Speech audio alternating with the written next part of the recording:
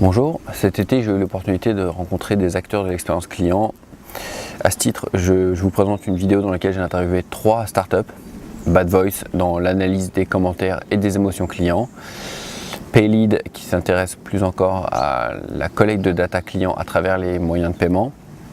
Et enfin Acceptio qui propose des modules optimisés de recueil du consentement client, notamment pour être en conformité avec le RGPD. À tous les 3, j'ai posé la même question: qu'apportez-vous aux organisations en termes d'expérience client? Je vous laisse écouter leur réponse.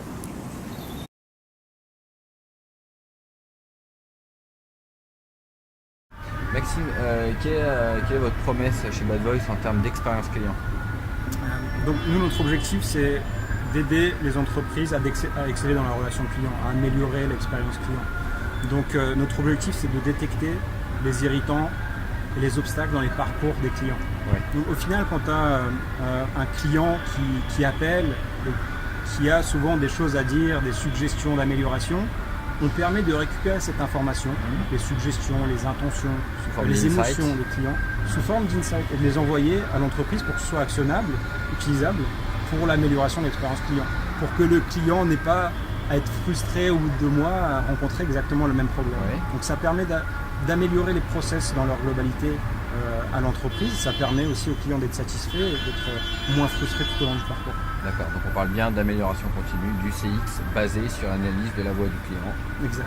Et donc c'est l'outil que vous proposez avec Bad Voice. Tout à fait. Merci. Merci.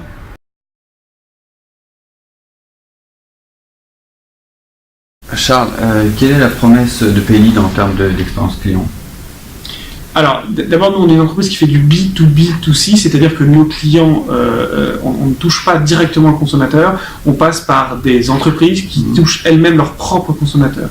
En revanche, ce que l'on fait, c'est que l'on donne effectivement un certain nombre de bonnes pratiques et on impulse au travers de notre service sur une expérience, mais pour des clients de nos clients, B2B2C. Nous, ce qu'on cherche avant tout à faire, c'est donner une recommandation qui soit la plus juste, la plus précise et la plus forte possible à ces clients-là. Alors comment est-ce qu'on fait une bonne recommandation?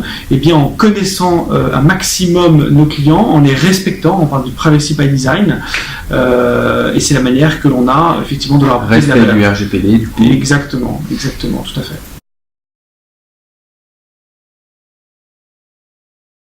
Christophe, en quoi l'UX, est au service de la protection des data, du moins chez Acceptio? Alors, nous pensons que aujourd'hui, pour protéger les données des utilisateurs, il faut leur donner le contrôle sur ces données. Et pour donner le contrôle, ça passe par une interface utilisateur. En ce sens, l'UX et l'UI sont au cœur de la problématique des données personnelles parce que jusqu'à présent, beaucoup de choses se faisaient sans que l'utilisateur le sache. Grâce au RGPD, mais c'est aussi une tendance de fond dans l'industrie, on redonne le pouvoir aux utilisateurs et pour cela, on crée des expériences au sein des sites, qu'il s'agisse dans les formulaires d'inscription, dans les formulaires de commande, ou même lorsqu'on se rend sur le site, pour laisser le choix.